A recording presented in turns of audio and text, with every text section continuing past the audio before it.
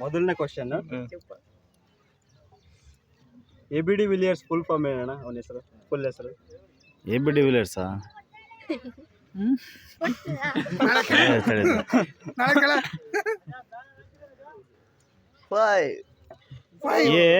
ABD Villiers ಅಂತ ಗೊತ್ತು, BD ಏನೋ ಇತ್ಕೊಳ್ಳೋದೇ ಮಾಡ್ಕೊಂಡ್ಬಿಟ್ಟು pass pass.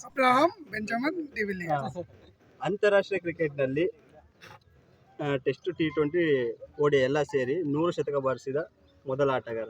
Sachin Tendulkar. Very good. Okay okay.